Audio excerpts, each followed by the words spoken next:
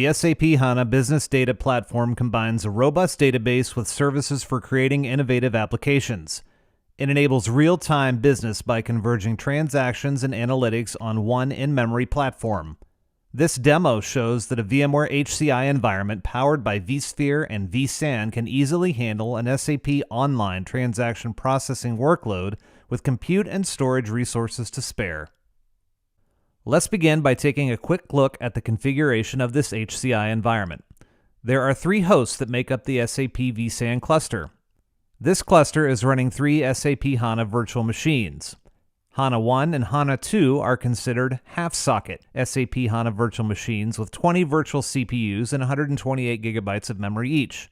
HANA 3 is a full-socket virtual machine with 40 virtual CPUs and 256 gigabytes of memory. We switch over to Shine, which is an educational platform for SAP HANA where individuals can deploy, learn, and develop applications.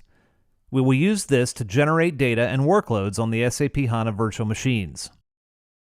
We click Data Generator and select Generate Data. We will populate the SAP HANA database on the virtual machines with 20,000 purchase orders and 20,000 sales orders for a total of 40,000 orders generated. Scrolling down, we can see the table sizes for the orders we just generated. Approximately 1.3 million records were created. We switch back to the vSphere client. Note that the IP address for the HANA 2 virtual machine, a half-socket machine, ends with 236. Next, we will select the full-socket HANA 3 virtual machine and note that its IP address ends with 238. We will use the HDB Studio application to generate workloads on these machines. The SQL Console 2 tab has some SQL ready to go for the full-socket HANA machine. We click the Execute button to start it.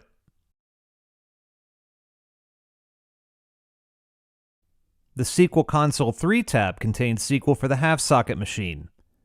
We will execute that code as well. Next, we click on the first HDB tab to view memory utilization on the full-socket system. Hovering the mouse over the SAP HANA Used Memory section shows a peak memory usage of 33% of the 240 gigabytes allocated. The second HDB tab indicates a peak memory usage of 61% of the 118 gigabytes allocated in the half-socket virtual machine. These virtual machines are running the SQL workloads with memory resources to spare. Let's take a look at some metrics in the vSphere client. We click the Monitor tab for the full-socket HANA 3 virtual machine to show storage metrics. The machine peaked at just over 1,700 IOPS with a throughput of 235 megabytes per second. Read latency, the purple line, was consistently less than 1 millisecond, while the write latency peaked at around 2.5 milliseconds. The half-socket HANA 2 machine shows similar results. For those curious about the vSAN drive configuration, we click on the Cluster, Disk Management, and one of the disk groups.